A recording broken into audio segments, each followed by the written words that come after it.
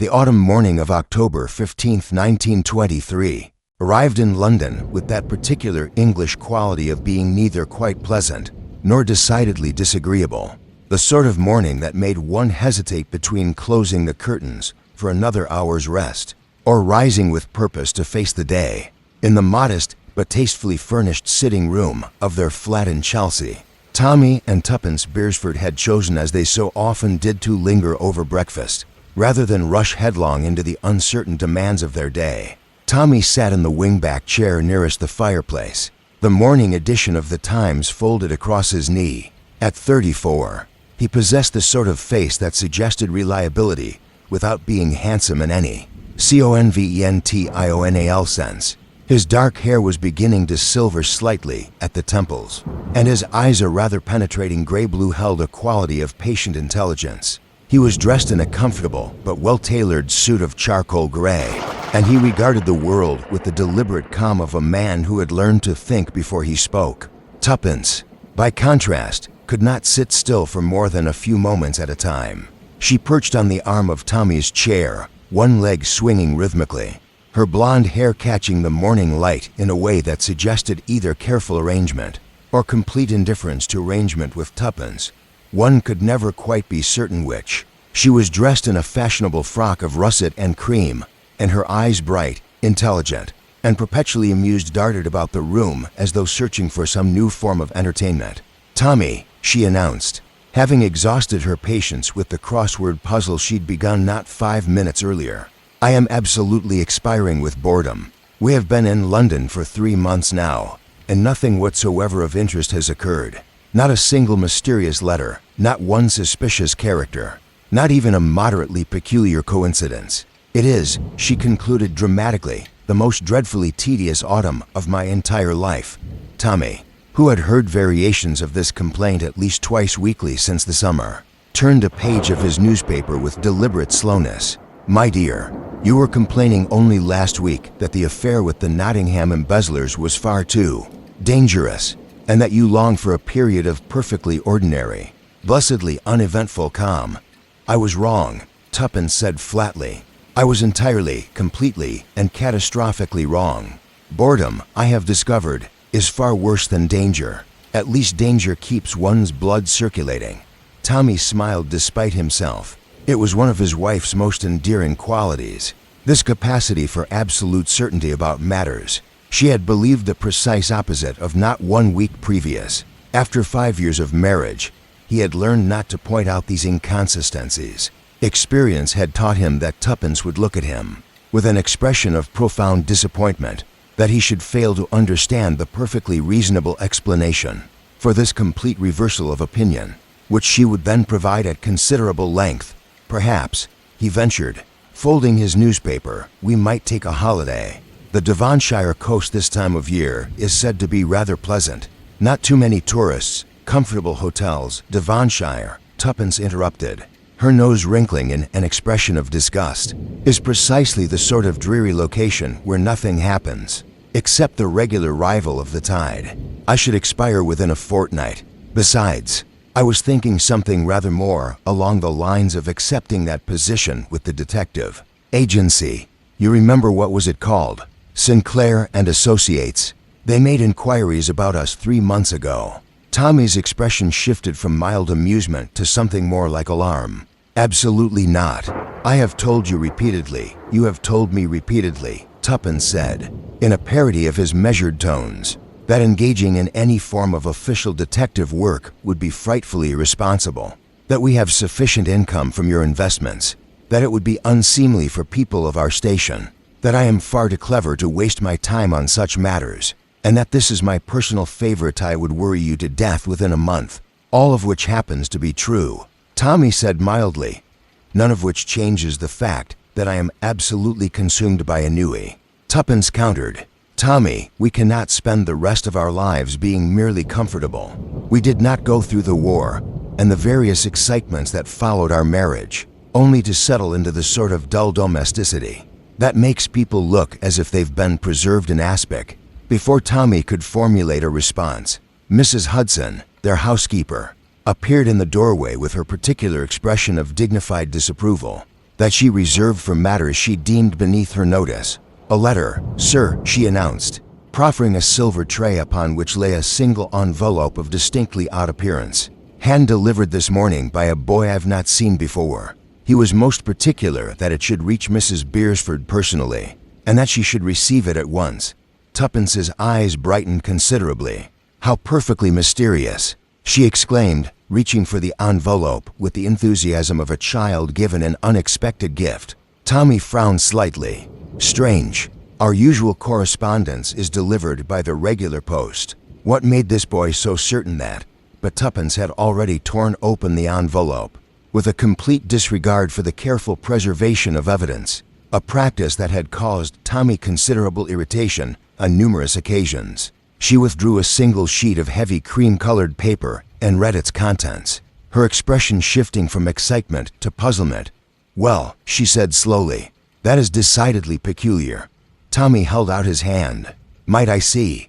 Tuppence passed him the letter, and Tommy adjusted his glasses to examine it more carefully. The handwriting was neat but hurried, suggesting someone unused to letter writing, or alternatively someone in a considerable state of agitation. The message itself was brief. "Mrs. Beresford, I have learned that you and your husband possess certain skills in matters of investigation. I find myself in circumstances of considerable urgency and delicacy. If you are willing to hear me out in private, come alone to the tea room at the Ritz at 3 o'clock this afternoon. Sit at the table in the corner, nearest the window. Someone will find you there. Destroy this letter. Tell no one, including your husband, what you have discovered. I am sorry to be so mysterious, but there are very good reasons for this precaution. Your friend in necessity. Tommy read it twice, his gray eyes narrowing thoughtfully. "Well," he said at length, "this is either the most elaborate prank imaginable, or someone is in genuine distress." Tuppence finished, already on her feet and moving toward the mirror to check her reflection. "I am going, obviously, and before you say anything, yes, I am perfectly aware that it could be perfectly dreadful, but I am also perfectly aware that turning this down would mean another week of listening to myself complain about boredom, and I simply cannot bear my own voice anymore. Tuppence, this is precisely the sort of situation that leads to trouble. A mysterious stranger, a clandestine meeting, instructions to tell no one, which is why I am telling you immediately," Tuppence said reasonably. "If I do not return by 5 o'clock, you may assume the very worst and contact the police with my photograph and a full description of my alarming premonitions. But I have a perfectly good feeling about this, Tommy. A woman does not involve herself in subterfuge without excellent reasons, and I shall be in a public place in broad daylight, surrounded by dozens of witnesses." Tommy opened his mouth to argue further, then closed it again. He had learned through hard experience that once Tuppence had made up her mind to do something, it was rather like trying to redirect a small but determined force of nature with nothing but a gentle word of caution. And besides, he thought, regarding her determined expression, she was not entirely wrong. A public tea room at a fashionable hotel in the middle of a London afternoon would hardly be the setting for anything genuinely threatening. "At least promise me," he said, "that you will tell me everything, every detail, no matter how insignificant it might seem." Tuppence bent down and kissed him lightly on the forehead, a gesture that reminded him powerfully of why he had married her in the first place. "I promise," she said, "though I suspect I shall tell you plenty, and you shall remain stubborn in your conviction that it is all considerably less sinister than I believe it to be." "Precisely," Tommy said, but he was smiling despite himself.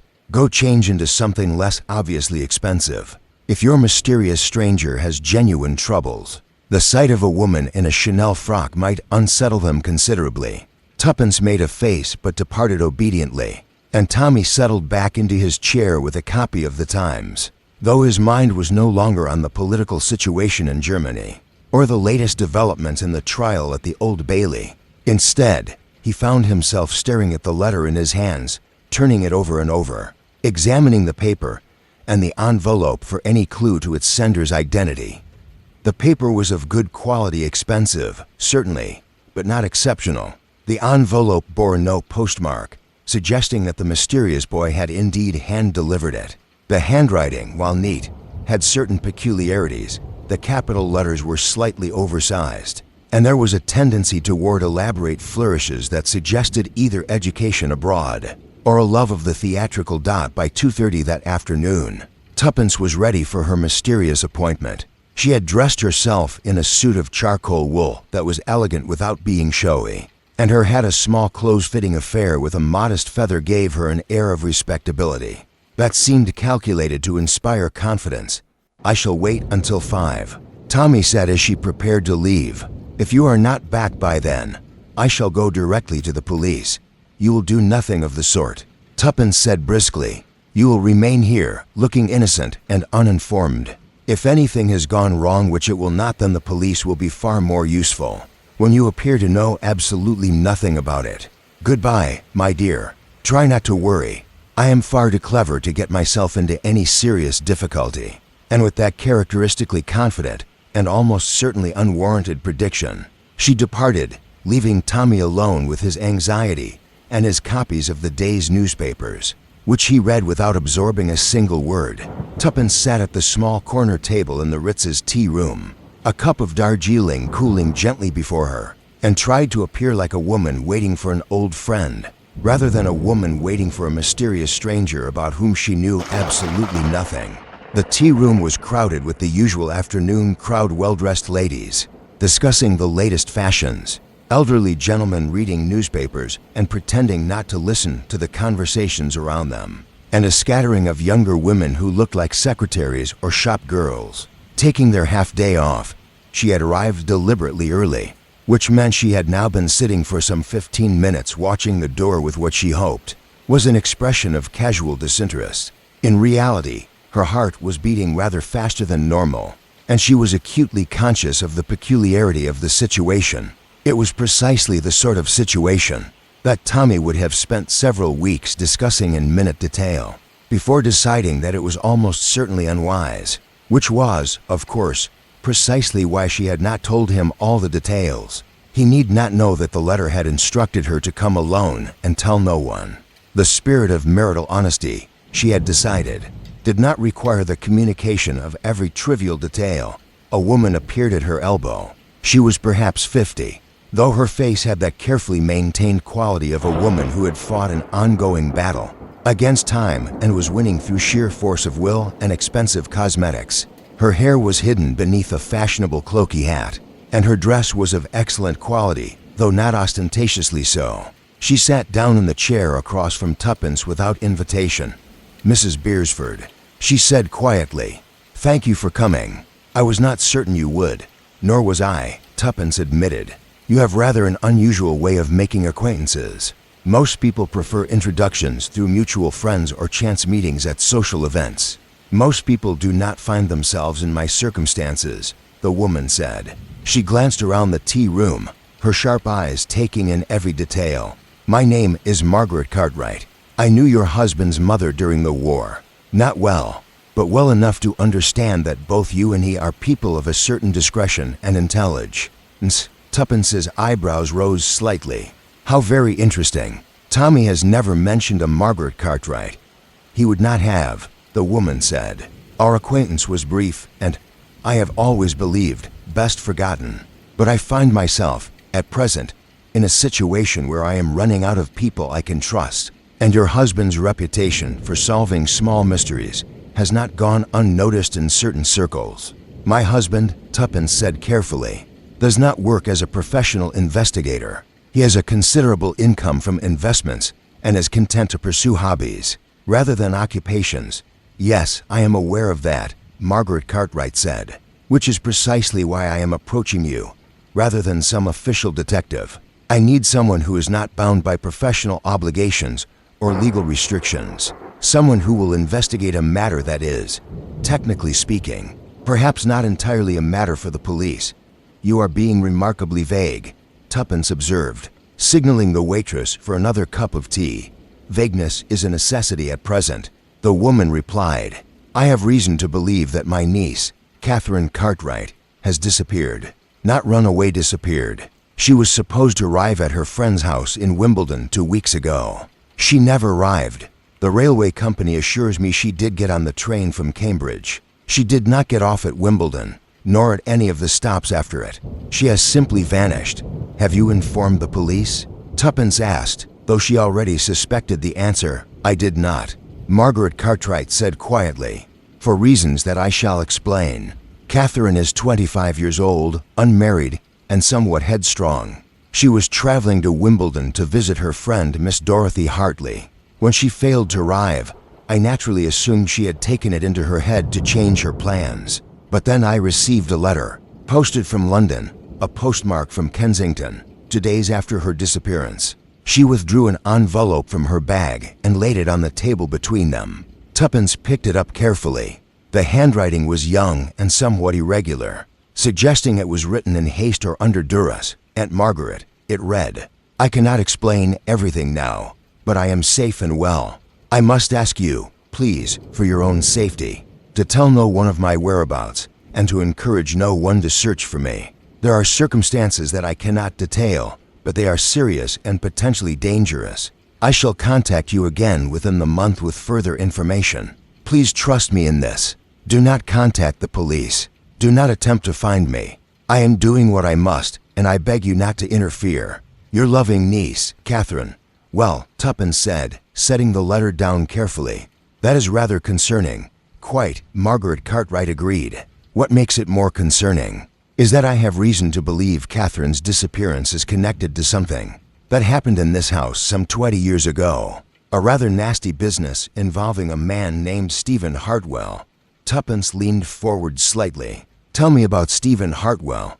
Stephen Hartwell was a charming man, by all accounts. Margaret Cartwright began. An artist of considerable talent, but no particular sense of responsibility. He became involved with my sister Catherine's mother, Elizabeth. The affair was brief and entirely inappropriate, as he was already married. When Elizabeth became pregnant, Stephen refused to acknowledge the child. He claimed, she paused, her mouth tightening. He claimed that the child could not possibly be his, and he refused to hear any discussion of the matter. What happened? Tuppence asked softly. Elizabeth died giving birth to Catherine, Margaret said flatly. Our parents took Catherine in, and she was raised as my own daughter, essentially. Stephen Hartwell died 15 years ago, or so I believed, but recently, I have begun to receive certain indications that perhaps I was mistaken, that perhaps Stephen Hartwell did not die at all, but rather disappeared, and that Catherine's recent interest in family history may have led her to discover something that someone does not wish discovered. This is considerably more complex than I initially understood, Tuppence said thoughtfully. It is. Margaret Cartwright agreed, which is why I have come to you, Mrs. Beresford. I believe that Catherine has deliberately disappeared because she has uncovered information about Stephen Hartwell and about what became of him. I believe that she is in danger, though from what quarter I cannot be certain. And I believe that if I contact the police, it may endanger her further. But I cannot sit idle. I must know what has happened to her. Tuppence sat back in her chair, her mind working rapidly. This was precisely the sort of situation that Tommy would have regarded with profound skepticism. It was precisely the sort of situation that had, in the past, led to considerable complications and at least one very narrow escape from serious harm. It was also, undeniably, the most interesting thing that had happened to her in 3 months. I cannot promise anything, Tuppence said slowly, but I will speak to my husband. If he agrees to look into the matter, you have our discretion and our best efforts. What information can you provide? Photographs, addresses, names of Catherine's acquaintances? Margaret Cartwright reached into her bag and withdrew a manila folder. Everything I have been able to gather. Catherine's friend Dorothy Hartley lives in Wimbledon, at 15 Thornfield Road. She can provide information about Catherine's movements prior to the disappearance. Catherine's own flat is in Kensington, Chelsea Road, number 23. I have the key. I took the liberty of obtaining it after she disappeared. I do not think the police would find anything there, but you might. Tuppence took the folder, and if we find something that suggests she is in genuine danger, what then? Then we contact the police, Margaret Cartwright said, but on our terms, with knowledge rather than mere suspicion. Catherine has asked us not to interfere, but she is my niece, and I cannot abandon her to whatever circumstances have led to this disappearance. By the time Tuppence arrived home at 4:30, her mind was churning with the information she had received. Tommy was in the study, pretending to read a book but actually staring out of the window at the London street below, and he looked up with barely concealed relief when she appeared. "Well," he demanded, "I have been imagining all manner of dreadful scenarios." Tuppence settled herself into the chair across from him and began to recount everything that Margaret Cartwright had told her, including the details about Stephen Hartwell and Catherine's mysterious disappearance.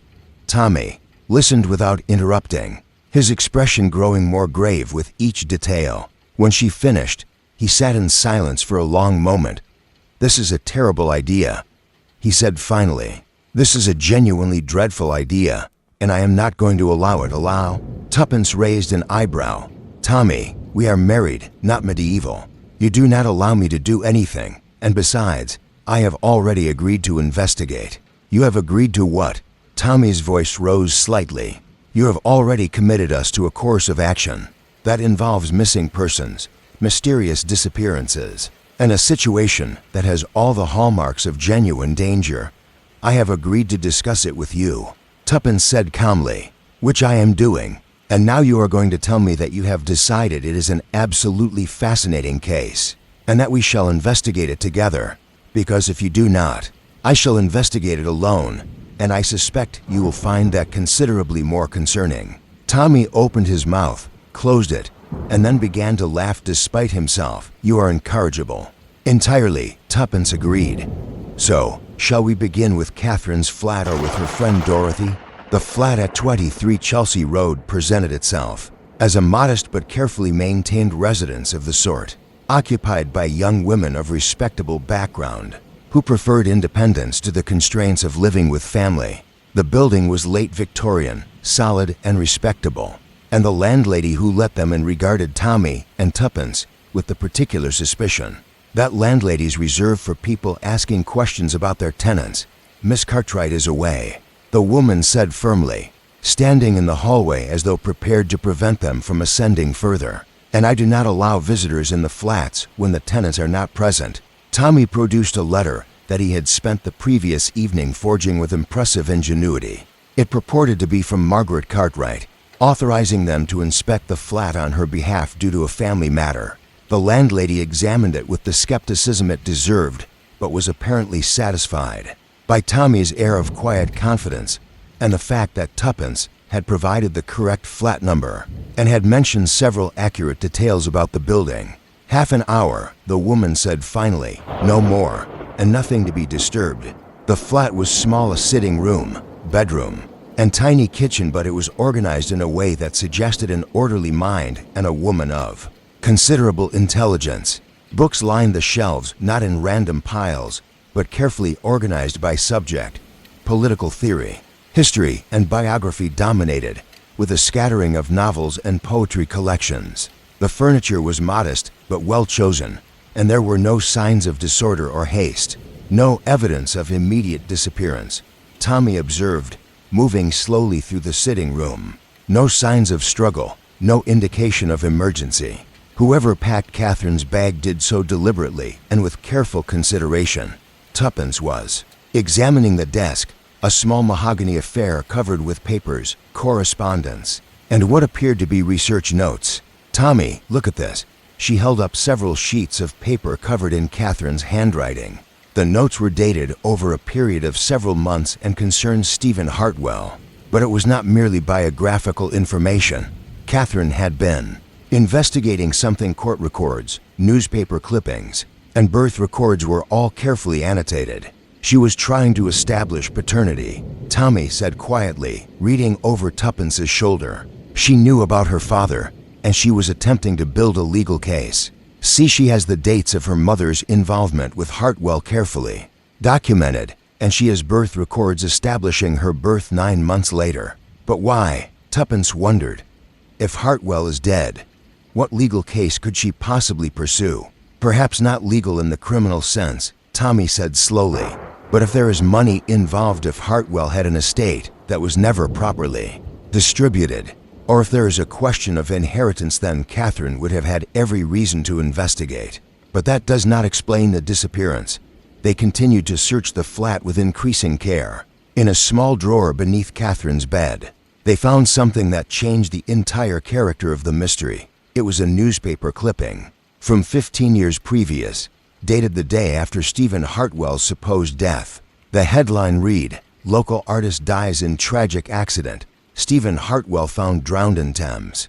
But someone had written across the clipping in a different hand and in a different ink, "He is not dead. I saw him in Lyon, March 1921. My God, Tuppence breathed." Someone believed Stephen Hartwell was still alive.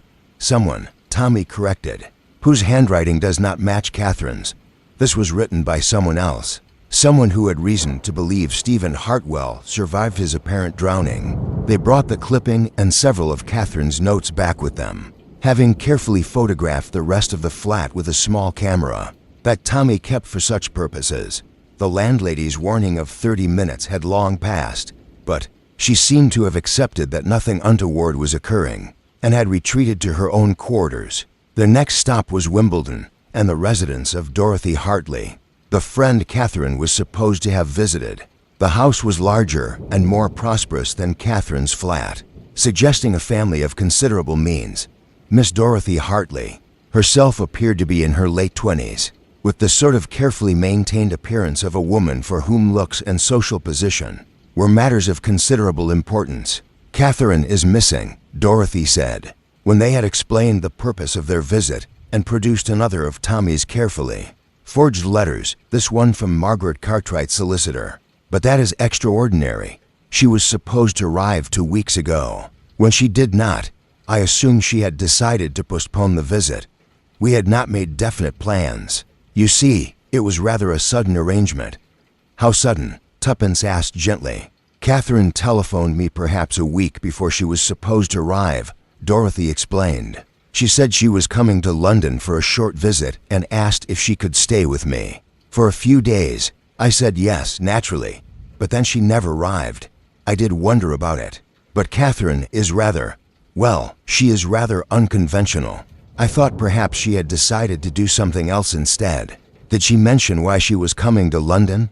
Tommy asked. Dorothy hesitated. "She said she had some research to conduct. She was very interested in family history, rather obsessed with it, to be honest. She had mentioned to me several times that she believed there was something she needed to discover about her family's past. She said it was important, but she was always somewhat vague about what it was.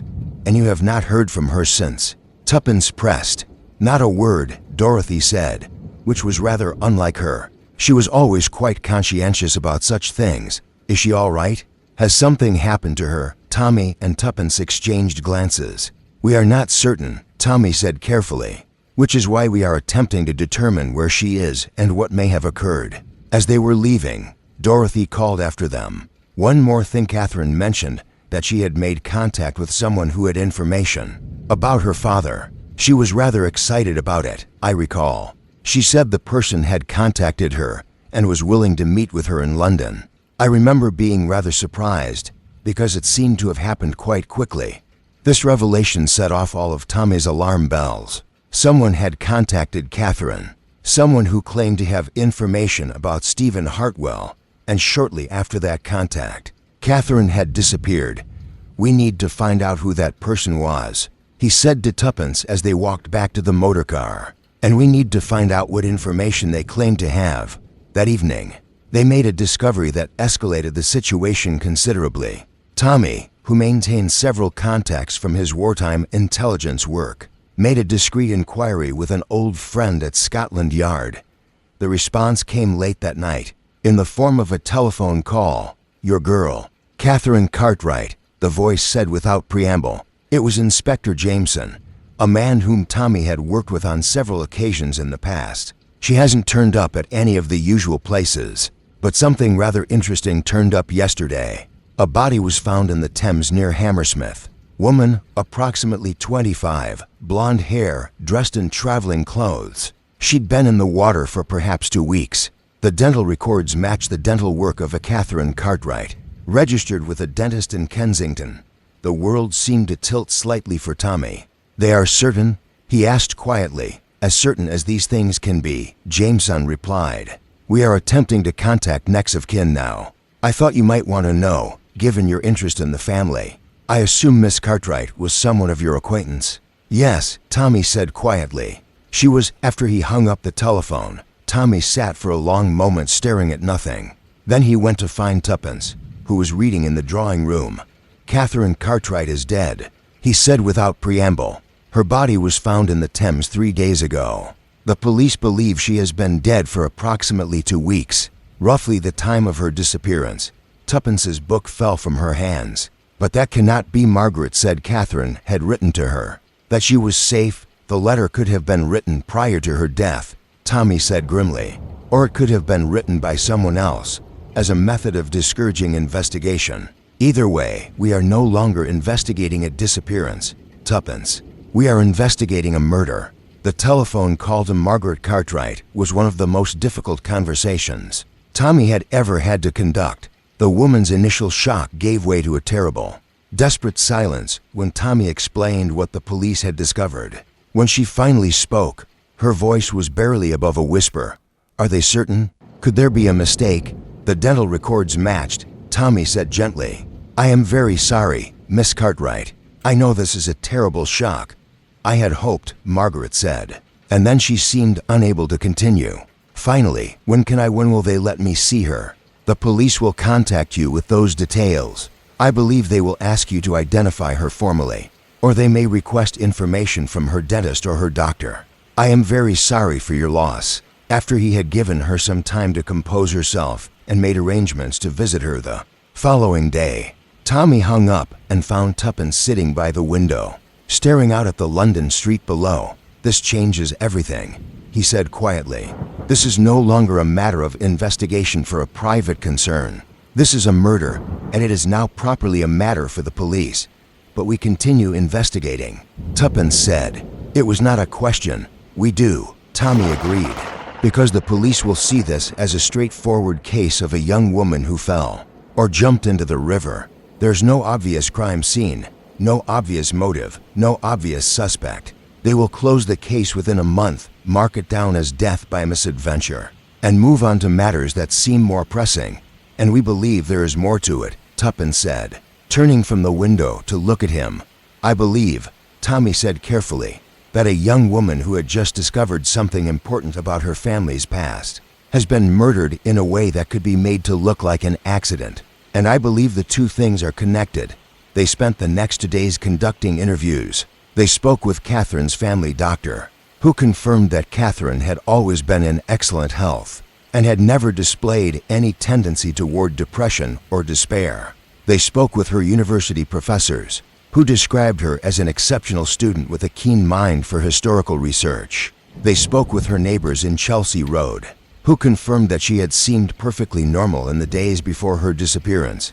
And then, on a gray October morning, they received another visitor. Mrs. Hudson announced the arrival of a Mr. Richard Hartwell, and Tuppence and Tommy exchanged glances of surprise. That Richard Hartwell was perhaps 30 years old, with dark hair and features that suggested a family resemblance to someone they had been discussing. He was nervous, his fingers fidgeting with the brim of his hat, and his eyes darted about the sitting room as though he expected danger to manifest from the walls. "I apologize for the intrusion," he began without preamble. "I have just learned that you have been investigating my cousin Catherine's disappearance. I have come to ask you to stop." "I beg your pardon," Tommy said, gesturing for the young man to sit. "Catherine's death was an accident," Richard Hartwell said urgently. "A tragic accident, nothing more. She was always rather unstable. Our family believed she had overcome her difficulties, but it appears she had not. She went to the river, probably during a fit of depression, and the outcome is clear. Miss Cartwright's family physician suggests she was not depressed," Tuppence said quietly. "In fact, he indicates she was in excellent spirits during her last visit with him, only 2 weeks before her death. Doctors do not always have accurate impressions of their patients," Richard said. "Catherine was troubled. The fact that no one outside the family knew this does not make it less true. I have come to tell you that any further investigation will cause considerable pain to our family. We would prefer to mourn Catherine in peace and to lay this matter to rest as quickly as possible." "That is a very interesting perspective," Tommy said carefully. "From someone who did not know Catherine well." Richard's face flushed. "I knew her perfectly well. Well enough to know that she was obsessed with matters that should have been left undisturbed. Matters concerning Stephen Hartwell," Tommy said. "It was not a question." Richard stood abruptly. "This is precisely why I have come. Catherine became involved with very sensitive family matters. She was investigating things that are better left in the past. And now, tragically, she has paid the price for that investigation." "Are you suggesting," Tuppence said slowly, "that Catherine was killed because of her investigation into Stephen Hartwell?" "I am suggesting," Richard said, moving toward the door, "that some matters are too dangerous to investigate. I am suggesting that further inquiry will bring nothing but pain to people who have already suffered enough. And I am suggesting, very firmly, that you abandon this investigation immediately." After he had left, Tommy sat in absolute silence for a long moment. "Well," he finally said, "that was remarkably transparent. He knows something," Tuppence agreed. "Someone has instructed him to come here and warn us off. The question is who. More importantly," Tommy said, "what does he know about Catherine's death?"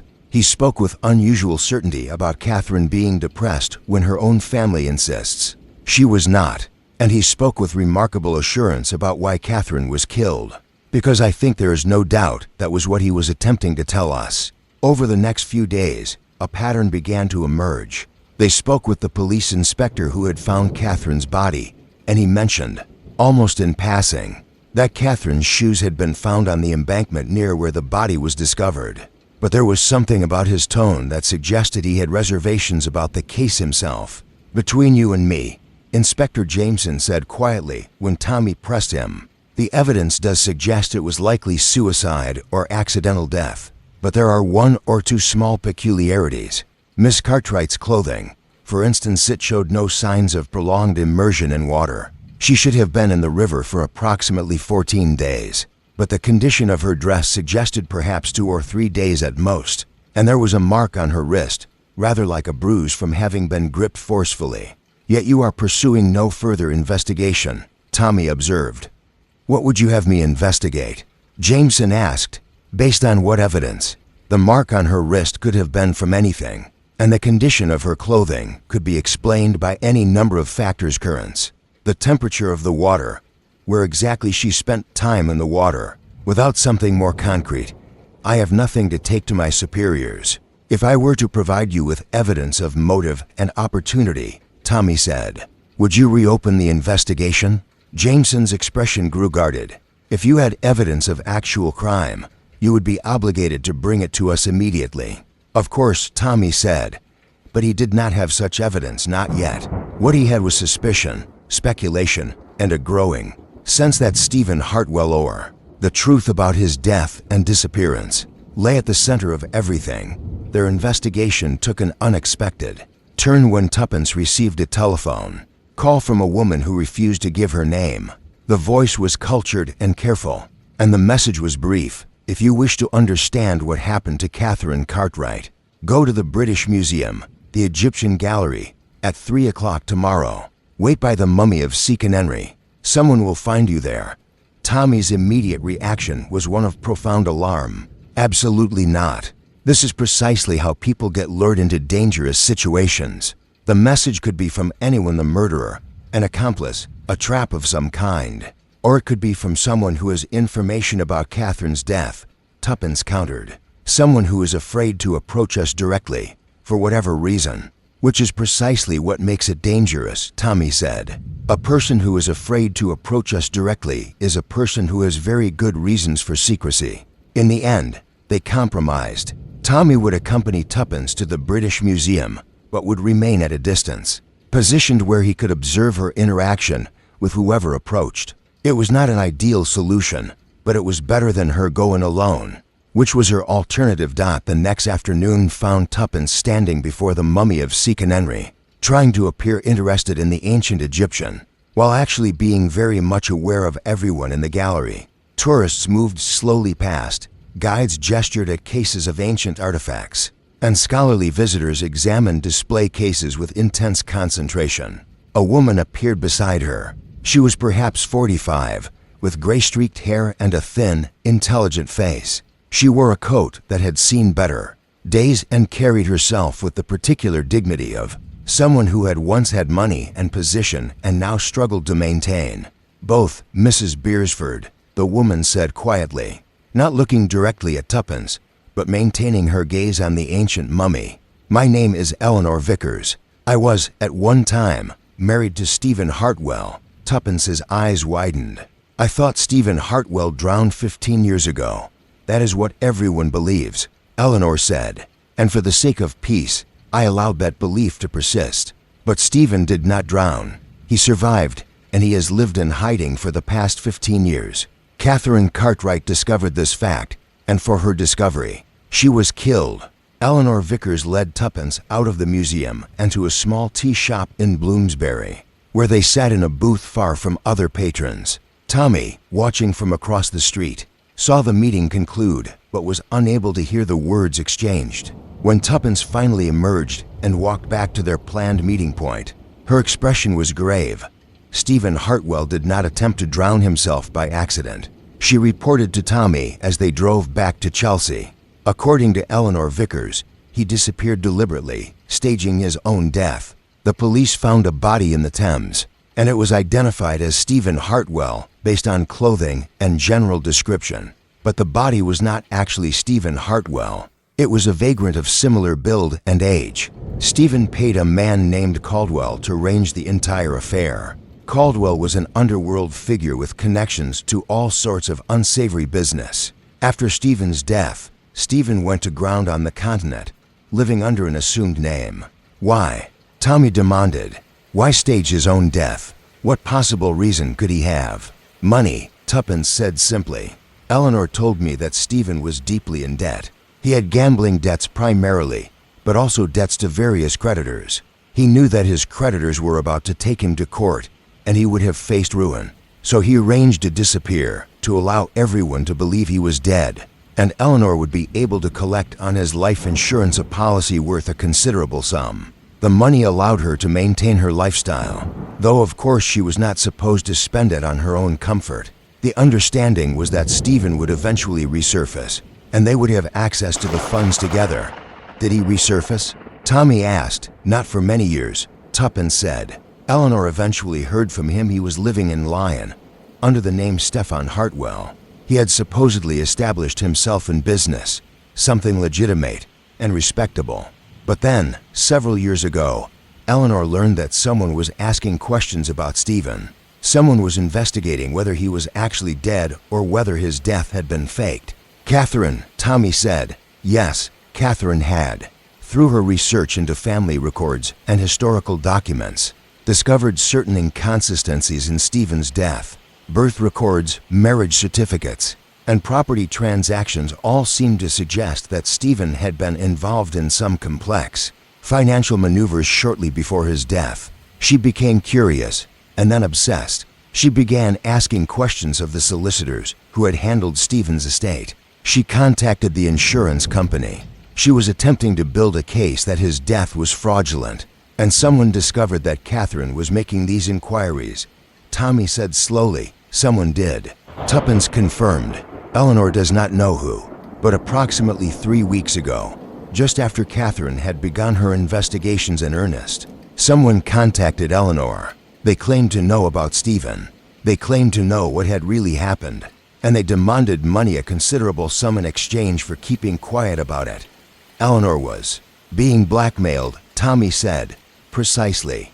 But Eleanor refused to pay. She had lived for 15 years believing that Stephen was safely established on the continent, that he was building a legitimate life for himself. But now she began to suspect that perhaps something had happened to him. Perhaps he had been discovered. Perhaps he was in danger. And Catherine?" Tommy pressed. "Catherine disappeared shortly after Eleanor received the blackmail demand." Tuppence said grimly. "Eleanor contacted the police and told them everything. She gave them the name of the man who had approached her, a man named Alexander Thorne. But when they attempted to locate him, they discovered that he had disappeared as well. He had never truly existed. It was an alias. Tommy drove in silence for a long moment. So we have Stephen Hartwell, who disappeared whether by death or choice we are not certain 15 years ago. We have Eleanor Vickers, who has been living on insurance money obtained through fraud. We have Catherine Cartwright, who discovered something suspicious about Stephen's death and subsequently disappeared herself. And we have an unknown blackmailer named Alexander Thorne, who may or may not be connected to all of this. That would seem to be the situation. Tuppence agreed. Where is Eleanor now? Tommy asked. In a small hotel in South Wark, Tuppence said. She is frightened. She says that she believes the blackmailer, whoever he is, killed Catherine, and she believes he will kill her as well, unless we can discover who he is and what he wants. That evening, Tommy and Tuppence paid a visit to Eleanor Vickers at her hotel. She was in a state of considerable distress, her hands shaking and her eyes red from crying. When Tommy asked her to recount everything she knew about Stephen's disappearance, she began her story haltingly. I met Stephen in 1899, she began. He was a charming man then, with talent and charm in equal measure. He was an artist, you see, but he was not a good man. I think I knew that even then, but I married him anyway, because I was young and foolish and believed I could change him. She paused, gathering her thoughts. Stephen's life became increasingly complicated over the years. There were debts, of course, and there were women, and there were dealings with men of questionable character. By 1908, he had become desperate. He had spent money he did not have on speculations that had failed. He owed money to people who were becoming impatient with him. And then his father died. His father left him money? Tuppence asked. His father left him money, Eleanor confirmed. A considerable sum, approximately £5,000, a fortune at the time. Stephen's creditors believed they would finally be paid. But Stephen had other ideas. He arranged to have the inheritance transferred to various accounts on the continent. He made arrangements with Caldwell, the man I mentioned, to stage his death. And then he disappeared with his father's money and his own arrangements on the continent. How much money altogether? Tommy asked. Perhaps £10,000, Eleanor said quietly. Over the years, Stephen sent me money. Not a great deal, because he was establishing himself abroad, but enough to maintain my circumstances. And then, approximately 2 months ago, I received a letter. She withdrew a letter from her bag and handed it to Tommy. The handwriting was neat but hurried, and the postmark was recent, dated from Lyon. My dear Eleanor, it read, I am writing to inform you that I shall be returning to England within the next few weeks. I have grown weary of exile, and I wish to reconnect with the life I left behind. I am aware that this may cause complications, but I trust that you will understand and will be prepared to assist me in my reintegration into English society. There is a matter that has come to my attention, a young woman who has been asking questions about me. I have dealt with this situation, but there may be complications. I will explain all when I arrive. He wrote that before Catherine died, Tommy said slowly. He dealt with this situation. He means he had Catherine killed. I believe so, Eleanor said, her voice barely above a whisper. But I do not know how he did it or through whom. I do not know where Stephen is now. I do not even know if he is truly coming back to England, or if this is a test of some kind. What did you do with this letter? Tuppence asked. I burned it, Eleanor said. I was frightened. I did not know what else to do. But then Catherine disappeared, and I was certain of what had happened. That is when I decided to contact you. I could not go to the police, not without exposing the entire affair and implicating myself in fraud. But perhaps you could find Stephen before he returns. Perhaps you could discover what he has done and collect enough evidence that the police will be forced to take action. That night, Tommy and Tuppence sat in their flat, discussing the extraordinary revelations of the day. Stephen Hartwell killed Catherine Cartwright, Tuppence said.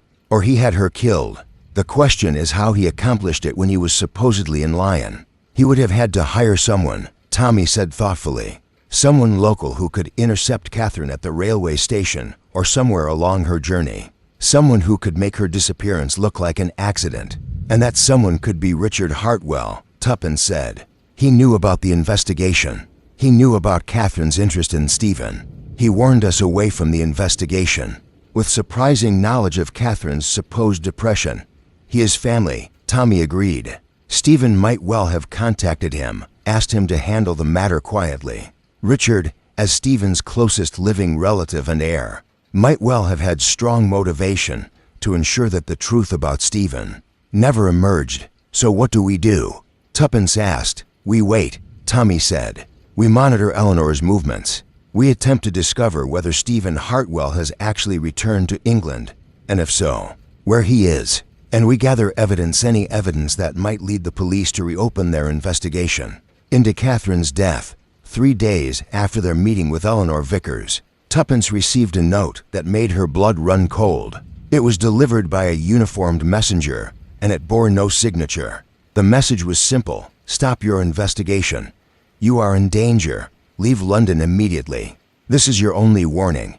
Tommy's reaction was immediate and emphatic. That settles it. We are finished. We will return the information to the police. Let them sort out the details. And we will wash our hands of this entire affair. We will do no such thing, Tuppence said, though her voice was not entirely steady. Whoever sent this message is attempting to frighten us into abandoning the investigation. That can only mean one thing: we are getting close to discovering something important, or it means we are about to be murdered, Tommy said grimly. Tuppence, this is not a game. Someone has already killed one young woman. There's no reason to believe they will hesitate to kill us. There's every reason to believe it, Tuppence said firmly. If they were truly prepared to kill us, they would do it without warning. The warning itself suggests that they believe they can still discourage us from pursuing the matter, which means they are not yet absolutely certain what we know, and they are hoping fear will accomplish what force would require. Despite his profound reservations, Tommy was forced to concede that Tuppence's logic was sound. They had crossed a threshold of some kind.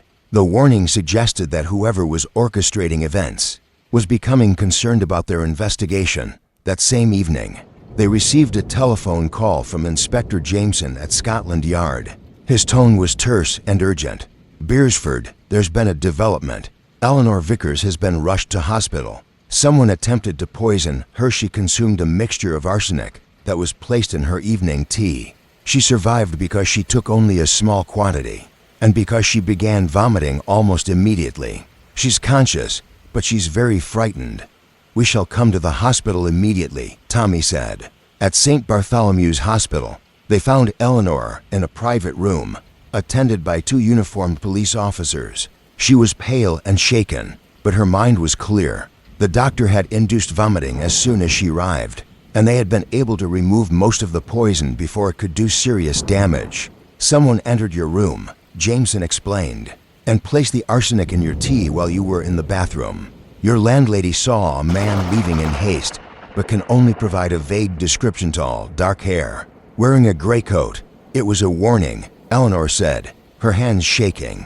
Stephen is telling me that he can reach me whenever he wishes, that the next time I will not survive. We need to place you in protective custody, Tommy said, though he knew it would be difficult. Eleanor had admitted to being party to fraud. The police could technically charge her with crimes related to Stephen's staged death, but Jameson waved a hand dismissively. Given the circumstances and the threat to her life, we will overlook the insurance matter for now. Miss Vickers will remain here, under guard, until we can sort this all out. But I need information from you, Beresford. I need to know what you have discovered in your investigation, because whatever this is about, it has now moved well beyond a question of suicide or misadventure. Tommy provided the inspector with a detailed summary of everything. They had learned Stephen Hartwell's staged death, the fraud involving the insurance money, Catherine's investigation, and the blackmail attempt by the mysterious Alexander Thorne. Jameson listened without interrupting, occasionally making notes. So we're looking for Stephen Hartwell, Jameson said when Tommy finished, and we need to establish a connection between him and Catherine Cartwright's death. We also need to determine whether this Alexander Thorne is a real person or another alias. There's one more thing, Tommy said. I believe Richard Hartwell, Stephen's cousin, may be directly involved. He appeared at our home with a warning that we were investigating dangerous matters. He seemed to have detailed knowledge of Catherine's state of mind and the reasons for her death. I'll have him brought in for questioning, Jameson said. But I'll need more than suspicion. I'll need evidence. After they left the hospital, Tommy and Tuppence drove through the darkening London evening in silence. It was Tuppence who finally spoke. "We're going to have to take a risk," she said quietly. "A considerable risk. We need to find Stephen Hartwell before he strikes again." "How do you propose we do that?" Tommy asked. "We don't know where he is. We don't know if he's actually in England or still on the continent. Eleanor said he wrote that he would be returning to England within weeks," Tuppence said. "That letter was dated 2 months ago. If he's coming back to settle accounts with Eleanor and to re-establish himself, he has to connect with people who know him, people who can help him reintegrate. Richard Hartwell would be a logical choice. What if we have Richard followed? What if we observe his movements and see if he makes contact with anyone who might be Stephen?" It was a dangerous plan, and Tommy knew it, but it was also the only plan they had. They arranged, through Jameson, to have Richard Hartwell followed discreetly. For 3 days, nothing happened. Richard went to his office, attended business meetings, had lunch with associates, and returned home each evening. Then, on the 4th day, Richard took a train to Eastbourne, the coastal town several miles south of London. He spent the night at a boarding house near the seafront, and the next morning met with a man at a cafe overlooking the beach. The man wore a hat pulled low over his face and kept his back to the police officer observing from across the street. But when Richard left, the officer followed the mysterious man back to his hotel. His name, registered on the guest book, was Stephen Hart. The description matched Stephen Hartwell's photograph, 53 years old, dark hair now graying, of middle height and build. The hotel proprietor mentioned that he had been a guest for approximately a week and had kept very much to himself. He spent most of his time in his room. Tommy and Tuppence drove to Eastbourne immediately, accompanied by Jameson and 2 constables. They had obtained a warrant to search Stephen's room, and what they found confirmed everything they suspected. The room was filled with documents, letters, photographs, newspaper clippings, all related to Stephen Hartwell's criminal enterprise. There was detailed financial information about the money he had stolen, records of his movements on the continent, and most damning of all, a series of letters discussing arrangements for Catherine Cartwright's murder. One letter, in particular, was addressed to an unknown recipient and contained explicit instructions. The young woman is to be intercepted at the station or during her journey. She must be prevented from continuing her investigation. Handle this carefully and discreetly. Payment of £50 will be provided upon confirmation that the matter is resolved. Another letter, written in response, confirmed that the matter had been handled and that the £50 had been received. "It's enough," Jameson said grimly, examining the documents. "It's more than enough. Where is Hartwell now?" The hotel proprietor was questioned immediately. She explained that Mr. Hart had said he would be out for the afternoon, but that she had not seen him return. A search of Eastbourne and the surrounding area turned up nothing. It appeared that Stephen Hartwell, having discovered that his room was about to be searched, had fled. Put out a general alert, Jameson ordered his men. "He cannot have gone far. Check the railway stations, the roads out of Eastbourne, the harbor. I want this man apprehended." But Stephen Hartwell was not apprehended that day, or the next, or the day after that. What became clear over the following week, as more information came to light, was that Stephen Hartwell had been planning his disappearance carefully. He had left Eastbourne but had not taken the train. Instead, he appeared to have hired a motor car and driven toward the coast. Police believed he intended to escape by boat to the continent, but no trace of him could be found. Eleanor Vickers, recovering in hospital under guard, remained in a state of fear. "He will try again," she said to Tommy and Tuppence during their visit. "He will not rest until he has silenced me completely. Stephen is not a forgiving man, and I am now a threat to him in ways I never was before." "The police will find him," Tommy said, though he was not entirely confident in this promise. "Will they?" Eleanor asked. "Or will he simply disappear again, as he did 15 years ago, and establish himself somewhere else under another assumed name, with another false identity? Stephen is a master at disappearing, Mr. Beresford. It is what he does best." The investigation into Stephen Hartwell's disappearance consumed the next 2 weeks. Police inquiries expanded outward from Eastbourne to include ports, railway stations, and road checkpoints throughout southern England. But Stephen seemed to have vanished as thoroughly as he had 15 years previously, and Tommy began to suspect that perhaps the man had already managed to escape to the continent. It was during this period of frustration that Tommy received an unexpected visitor. A man appeared at their door, soaking wet and clearly in a state of considerable distress. He identified himself as Reginald Thurston, a solicitor, and he asked to speak with Tommy privately. "I believe I may have information relevant to your investigation," Thurston began. Once they were alone in Tommy's study. "I have hesitated to come forward because there are professional considerations involved. But a young woman is dead, and I cannot allow professional ethics to shield a murderer." "I'm listening," Tommy said. 15 years ago, Thurston explained, I was the solicitor engaged to handle Stephen Hartwell's estate. I was a younger man then, and I was not entirely pleased when I was asked to participate in what I quickly came to understand was a fraudulent scheme. Stephen's death, I eventually learned, was staged. The body that was identified was not Stephen Hartwell.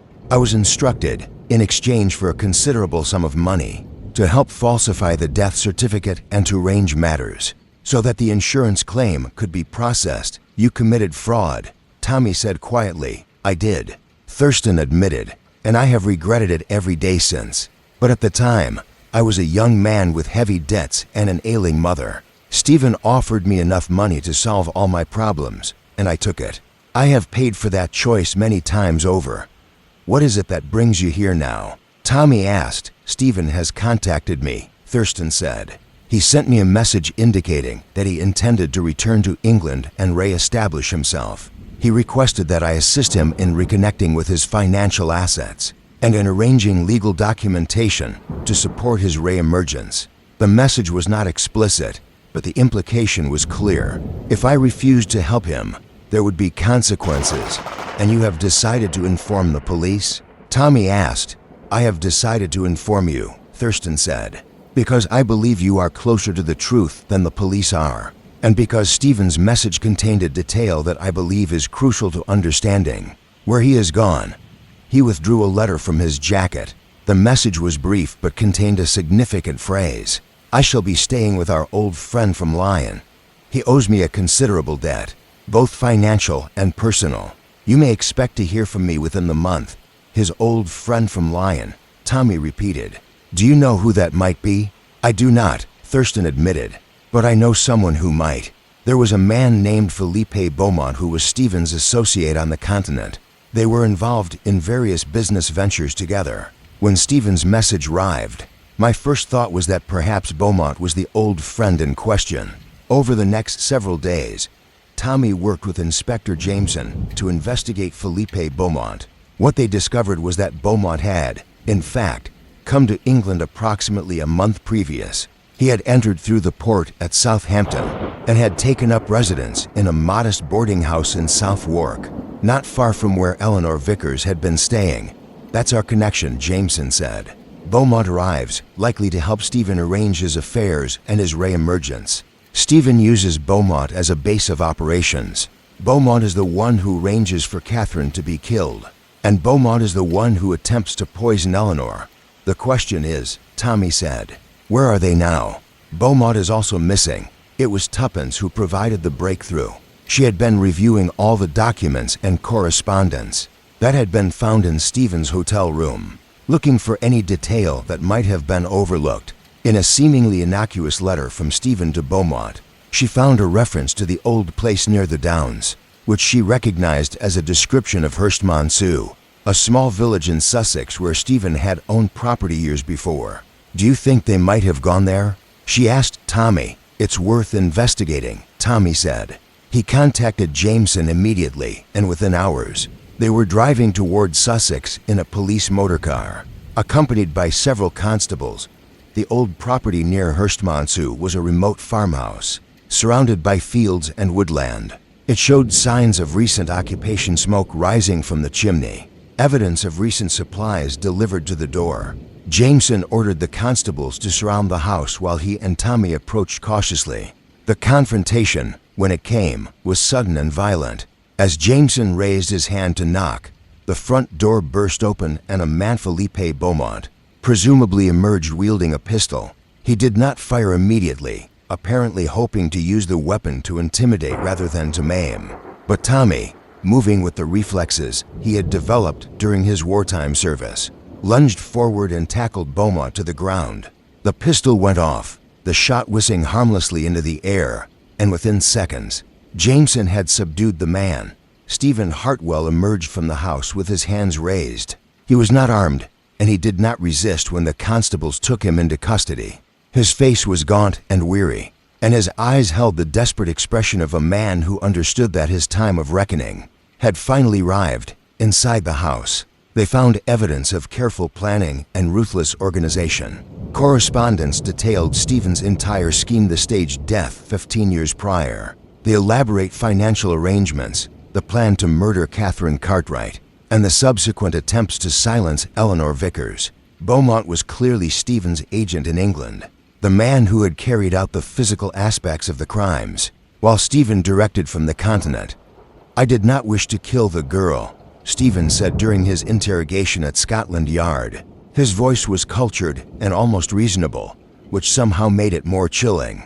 "She left me no choice. She was digging into matters that should have remained buried. I offered her the opportunity to stop. I sent her warnings, but she persisted. You had her murdered," Jameson said flatly. "I had her removed," Stephen corrected. "She was threatening to expose me, to destroy everything I had built. What would you have had me do?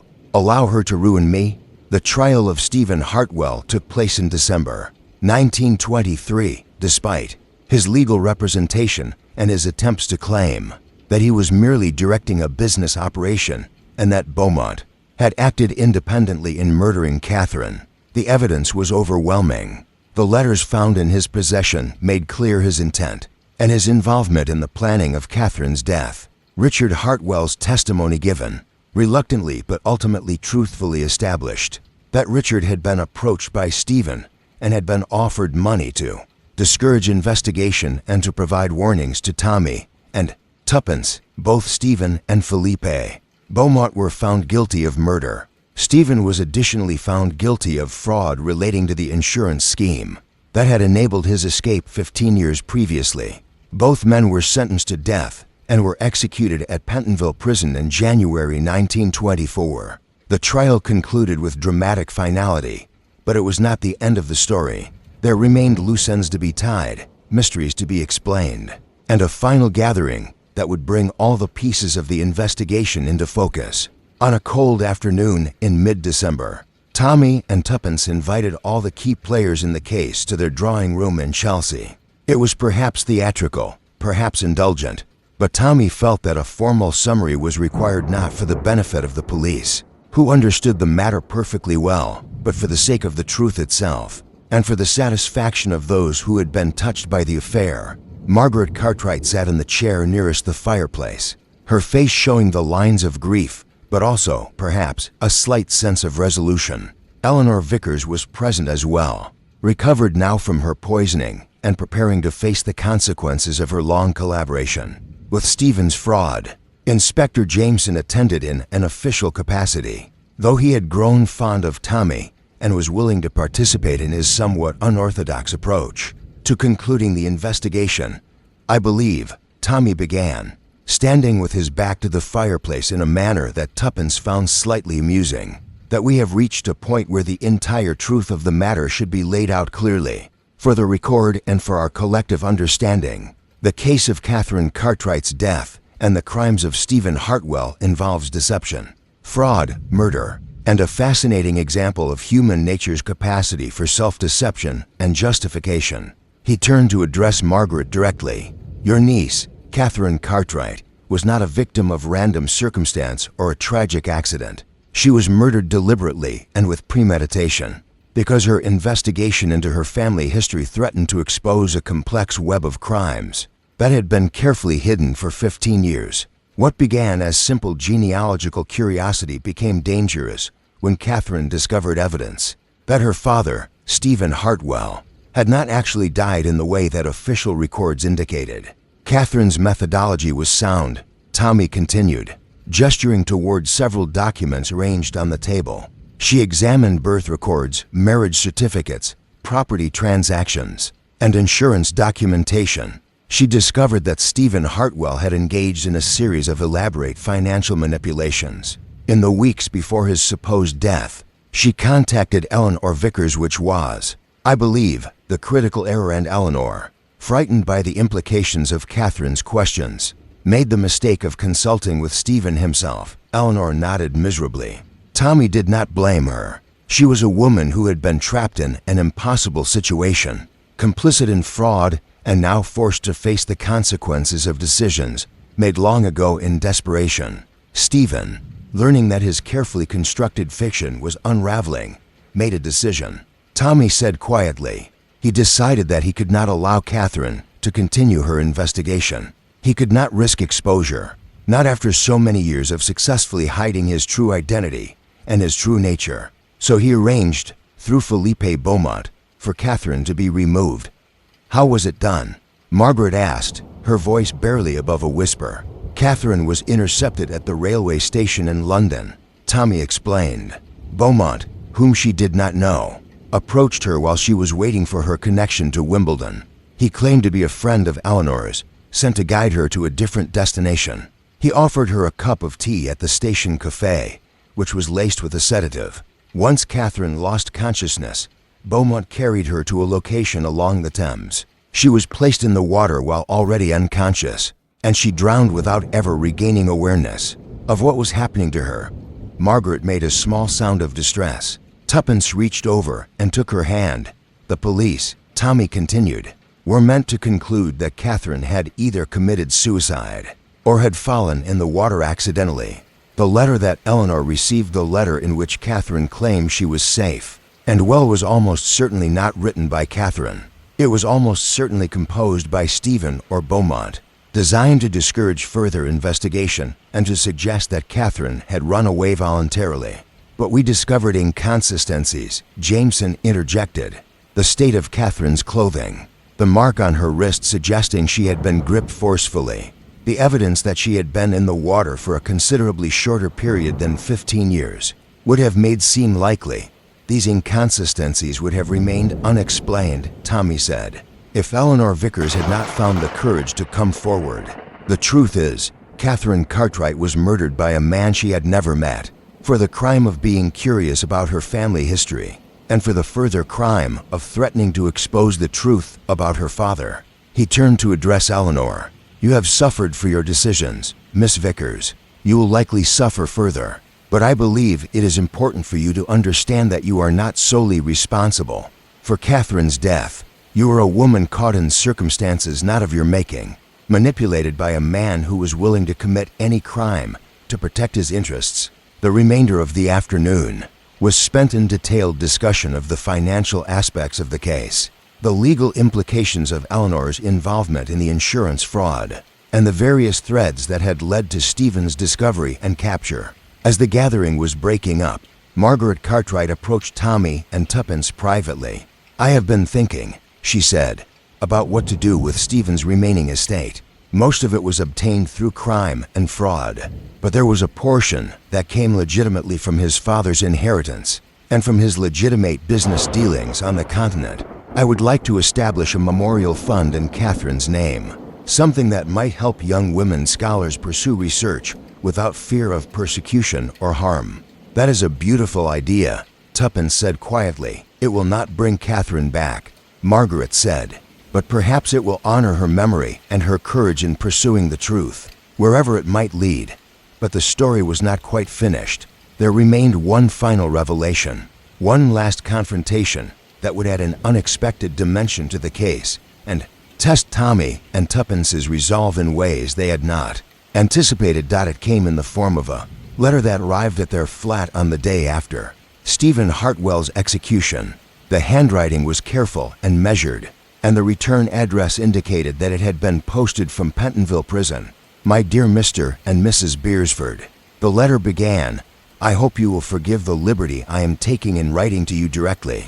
I believe you are people of sufficient intelligence and discretion to understand the significance of what I am about to reveal, and I trust that, You will exercise judgment in deciding whether this information should be made public. I am writing to you to confess something that I have not confessed to the police or to the courts.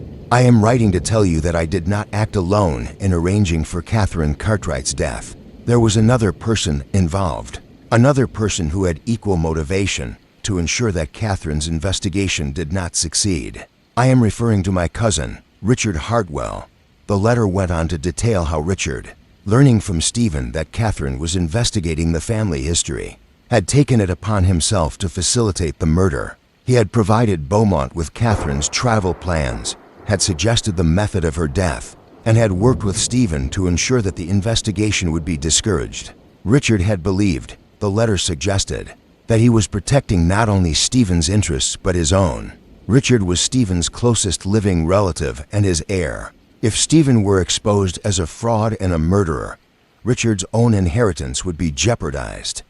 "This is a disaster," Jameson said when Tommy brought the letter to Scotland Yard.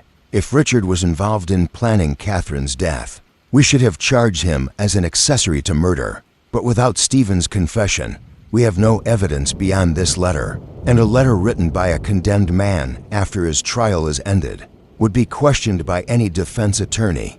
There must be evidence," Tommy said.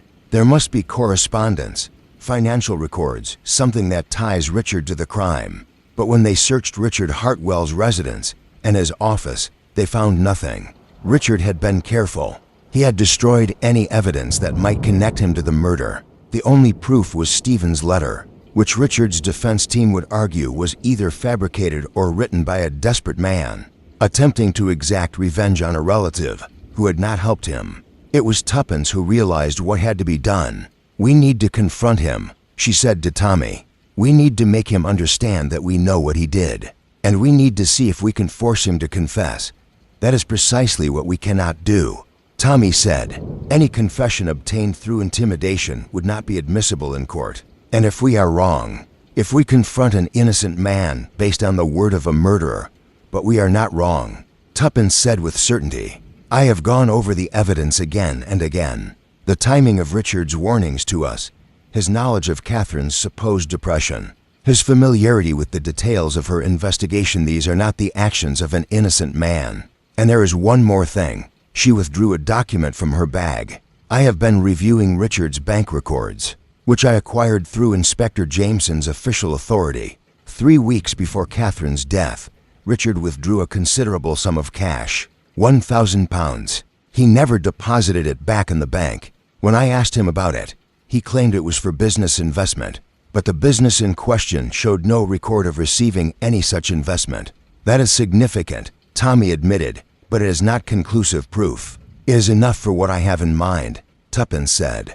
"We need to invite Richard to our home. We need to gather the evidence. We have Stephen's letter, the bank records, his warnings to us, and we need to present it to him in such a way that he understands the extent of our knowledge. I believe when faced with the prospect of being charged as an accessory to murder, Richard will confess."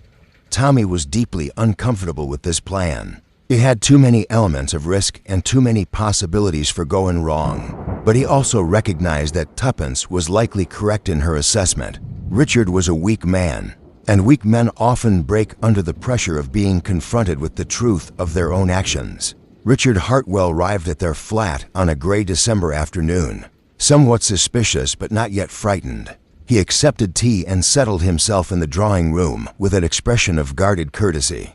"I have been meaning to speak with you," he said, perhaps too casually. "I believe I owe you an apology. My behavior toward you in the past has been inappropriate. I was concerned about my family's reputation, and I allowed that concern to lead me to act in ways that were not entirely forthright." "You did more than act in ways that were not forthright," Tommy said quietly. "You conspired to commit murder." Richard's face went very pale. He set down his teacup with a sharp clink. "That is a serious accusation, Mr. Beresford. It is a serious accusation because it is a serious crime," Tommy replied. He began laying out the evidence: Stephen's letter, the bank records, the timing of Richard's warnings. He explained the logic of Richard's involvement, the motivation that had driven him to assist his cousin in eliminating the threat. that Catherine Cartwright represented. Richard stood abruptly. This is ridiculous. You have no proof. A letter from a condemned murderer is worth nothing. Bank records showing a cash withdrawal prove nothing. You are grasping at shadows and attempting to frighten me into a confession. Perhaps, Tommy said calmly, but I think you know that we are correct, and I think you also know that the police will eventually reach the same conclusion. When they do, you will be charged as an accessory to murder. The penalties are severe, Richard. You could hang. Richard's hands were shaking. He was breathing rapidly, his face blotchy with a combination of fear and rage. Stephen asked me, he said suddenly, his voice bitter. He told me that Catherine was going to expose him, that she was going to destroy our family's name. He said he needed my help to stop her. I thought, he paused, struggling. I thought that Beaumont was simply going to frighten her, to discourage her investigation. I did not know that Stephen intended to have her killed. But you suspected, Tuppence said quietly. When Catherine disappeared, you suspected what had really happened. I suspected, Richard admitted, but by then it was too late, and I reasoned that coming forward would only destroy what remained of our family's reputation. I told myself that Catherine's death was an accident, that it was not my responsibility. I was a fool, a weak, contemptible fool. He sat back down heavily. What will you do? Will you inform the police? That is for the police to decide, Tommy said. But I believe that confessing to your involvement will serve you better than maintaining a lie. The evidence against you is circumstantial at present, but it is growing stronger. If you confess now, you will at least have the opportunity to explain the extent of your knowledge and your involvement before the police press charges. Richard made his confession to Inspector Jameson the following day. He admitted to his involvement in planning Catherine's murder, though he maintained that he had not known the full extent of what Stephen intended. He claimed that he had been manipulated by his cousin and had acted out of fear and family loyalty rather than out of any genuine malice toward Catherine. His defense did not prevent him from being charged as an accessory to murder. His trial took place in January 1924, the same month as Stephen Hartwell's trial. But Richard's evidence against Stephen proved to be valuable to the prosecution, and his own guilty plea to a lesser charge of conspiracy meant that his sentencing was less severe than Stephen's. He received a 20-year prison sentence. 3 months after the conclusion of the trials, Tommy and Tuppence sat in a small tea room overlooking the Thames, watching the gray winter water flow past and contemplating the strange course of events that had brought them to this resolution. The cafe was quiet. It was a Tuesday afternoon, and most of London was occupied with more pressing concerns than tea and meditation. I have been thinking, Tuppence said, pouring milk into her cup with the careful attention of someone who took her tea seriously, about the nature of mystery itself. When we began this investigation, I was bored. I was desperate for excitement and danger and the sort of intellectual challenge that comes from solving puzzles. And I got what I wished for. But now that it is all resolved, I find that I am somewhat ambivalent about the results. You regret the investigation? Tommy asked. Not the investigation itself, Tuppence said. The investigation was exactly what I needed at the time. But I regret the outcome. A young woman is dead. Her entire future has been stolen from her. Families have been shattered. And for what? Because her father was a dishonest man? Because he committed fraud and murder to protect his interests? These are not satisfying conclusions to mysteries, Tommy. These are merely tragic circumstances that happen to have been explained. Tommy stirred his tea thoughtfully. That is perhaps the most mature observation I have heard you make in some time. Do not be condescending, Tuppence said, but she was smiling slightly. I am serious. I have discovered that real mysteries, unlike the puzzles in books and in plays, do not have satisfying endings. They have merely endings. The guilty are punished or they escape. The innocent suffer or they are rescued. Life continues, messier and more complicated than any detective story could adequately capture. And yet, Tommy said carefully, I believe that what we have accomplished has some value. Catherine Cartwright's murderers have been identified and punished. Her family knows what happened to her and understands the reason for her death. Eleanor Vickers has the opportunity to rebuild her life, even if that rebuilding will take place from a position of weakness and shame. And the truth, whatever its tragic elements, has been revealed. The truth, Tuppence repeated. Yes, I suppose that is something. But Tommy, do you not find it troubling that Stephen Hartwell was able to construct such an elaborate deception, that he lived for 15 years under a false identity, carrying on as if he were a respectable businessman, all while being actually a fraud and eventually a murderer? I find it troubling, Tommy admitted, but I also find it instructive. It suggests that human nature is far more capable of compartmentalization and rationalization than we generally acknowledge. Stephen could present himself as a respectable man to his colleagues and acquaintances, even while engaging in crimes and betrayals. He could justify to himself the murder of a young woman because she threatened his interests, and he could do all of this while maintaining a certain intellectual consistency, a certain internal logic that, to him, made his actions justified and even necessary. That is what troubles me most, Tuppence said quietly. The fact that Stephen did not think of himself as a villain. He thought of himself as a man protecting his interests, and in some way, he was correct. Catherine's investigation did threaten him. He did have legitimate reasons for fearing exposure, and yet, the solution he chose was murder. That is what troubles me, the ease with which someone intelligent and educated can rationalize the most terrible crimes. Their conversation was interrupted by the arrival of an old acquaintance, a woman named Lady Eastwood, who was delighted to find Tuppence and Tommy in the tea room. She settled herself at their table and immediately began speaking.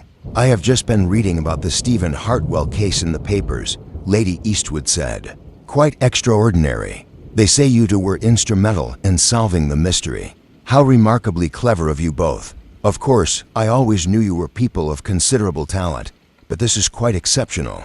Murder and fraud and all manner of intrigue. It must have been absolutely thrilling. Tuppence exchanged a glance with Tommy.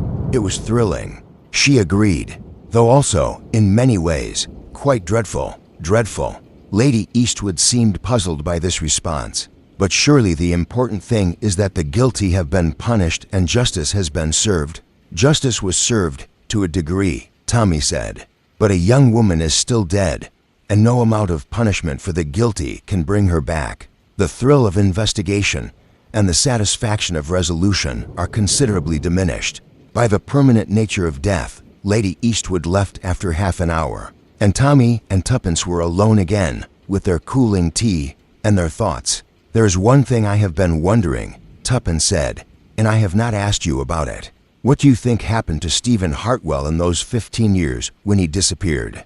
Do you think he truly became an honest businessman? Or do you think there were other crimes, other victims, other mysteries that were never solved? Tommy did not answer immediately. When he finally spoke, his voice was thoughtful.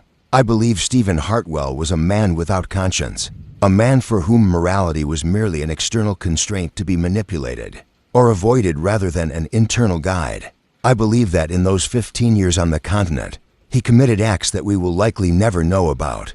I believe that he was fortunate to evade justice for so long, and I believe that in the end, justice caught up with him only because he became careless. And I believe that there are many Stephen Hartwells in the world, living respectable lives while harboring dark secrets, and we will likely never know about most of them. That is a depressing conclusion, Tuppence said.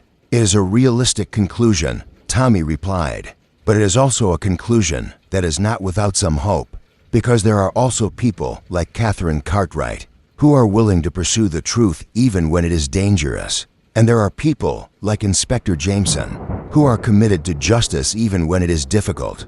And there are people like you and me who are willing to work toward resolution even when the resolution is painful and incomplete. Tuppence smiled despite herself. You are trying to make me feel better about the moral ambiguities of this case. By appealing to my sense of purpose and idealism, it is working in spite of myself. Then I have succeeded in my purpose, Tommy said. Because I believe that you do have purpose, Tuppence. I believe that your curiosity and your willingness to investigate difficult matters are genuine strengths, not mere character flaws to be tolerated. And I believe that the world is somewhat better because of your willingness to pursue mysteries. Even when the answers are disappointing, they sat in companionable silence for a while, watching the Thames flow past, Finally, Tuppence spoke again. "I have a question," she said, "and I expect an honest answer." "I will provide one," Tommy said. "When this is all over, when we have resolved this mystery and settled back into ordinary life, do you think you will be bored? Do you think you will come to resent the ordinary as much as I have?" Tommy considered the question carefully. "I believe," he said slowly, "that I have discovered something about myself through this investigation. I discovered that I am considerably less averse to danger and excitement than I believed I was. I discovered that I have skills and instincts that I had allowed to atrophy during years of comfortable safety. And I discovered that my wife is considerably braver and more intelligent than I gave her credit for being, which is both humbling and invigorating. That is a very diplomatic way of saying yes." Tuppence observed. "It is," Tommy admitted. "The truth is, Tuppence, I find myself wondering what will come next. I find myself wondering if there are other mysteries that require investigation, other wrongs that require righting, and I find myself willing to embrace that uncertainty, at least for now." Tuppence reached over and took his hand. "Then perhaps we are not finished yet. Perhaps our little investigation into the affairs of Stephen Hartwell is merely the beginning of something larger. Perhaps there are other mysteries waiting for us, other adventures to be had." "Perhaps," Tommy said. "But for now, I believe we deserve a period of rest. Let us enjoy our tea. Let us try to forget the darker aspects of human nature that we have discovered in this case. And let us simply be grateful that we are alive and together and reasonably safe." "I can manage that," Tuppence said. "For a few weeks, at least. But Tommy, I warn you, if another mysterious letter arrives, I will be tempted to investigate it. I can feel it already, the beginning of curiosity, the stirring of that impulse toward investigation that drove me to this case in the first place. You may wish to brace yourself for the likelihood of future adventures." "I believe," Tommy said, "that I am prepared to face whatever the future may bring, so long as you are facing it beside me." They finished their tea as the afternoon light began to fade. As they walked toward the street, Tuppence suddenly stopped and took Tommy's arm. "One more thing," she said quietly. "I received a letter today. A very odd letter, delivered by hand, with no signature. It contains an invitation to a garden party at a house I have never heard of, in a village I have never visited, along with a cryptic message suggesting that something very strange is happening there, and that I am the only person who can help. I was going to tell you about it, but I did not want to disturb you while you were still recovering from this case." Tommy's expression shifted from peaceful contentment to something more like alarm. "Tuppence, you did not." "I did," Tuppence admitted. "I accepted the invitation. The garden party is in 3 weeks. I thought perhaps you might like to accompany me. There's something about mysterious invitations to unknown locations that I find rather irresistible. But of course, if you wish to remain here in our comfortable flat and avoid any further entanglement with mystery and danger, I will perfectly well understand." Tommy opened his mouth to protest, but then he looked at his wife's face, the intelligence in her eyes, the slight smile playing about her mouth, the sheer joy of anticipation, and he found that he could not bring himself to refuse. "Very well," he said. "I shall accompany you to this mysterious garden party. But I warn you, Tuppence, if this proves to be dangerous, if we find ourselves once again in a situation that threatens our lives, I will not hesitate to remind you that this was entirely your idea. I would expect nothing less," Tuppence said cheerfully. "And now, shall we go home? I believe Mrs. Hudson will have dinner prepared, and I am considerably hungry. We can discuss the details of this new mystery after we have eaten."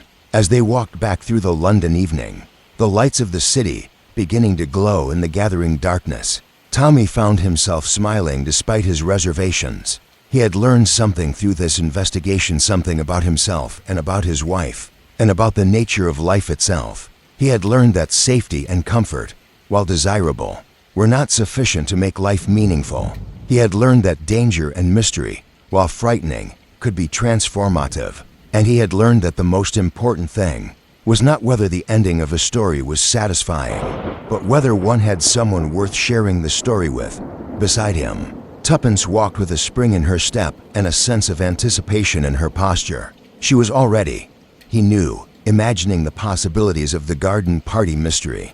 already constructing theories and hypotheses about what might be happening. And though part of him wanted to warn her, to counsel caution and restraint, he also recognized that such advice would be pointless. Tuppence was a woman who was meant for adventure, and he was a man who, despite all his careful reasoning and cautious nature, had discovered that adventure, when shared with the right person, was considerably more appealing than a lifetime of perfect safety. "Tommy," Tuppence said as they reached their flat, "do you know what I have realized through all of this?" "What have you realized?" he asked. "I have realized that boredom is not the worst thing that can happen to a person," she said. "The worst thing is never discovering who you are truly meant to be. And I believe, through this case, that I have begun to understand who I am. I am a woman who is meant to investigate mysteries and uncover truths and pursue justice. And I am grateful that you have allowed me to discover this about myself." "You would have discovered it regardless of my approval," Tommy said. "But I am glad that I can be part of your discoveries, and I am glad that you have found your purpose." They entered their flat to the welcoming warmth and light, and the door closed behind them, shutting out the London night. And somewhere in that vast, complicated city, there were other mysteries waiting to be discovered, other secrets waiting to be revealed, other adventures waiting to be experienced. But for tonight, Tommy and Tuppence were home, together, at peace, and for a little while at least, that was enough.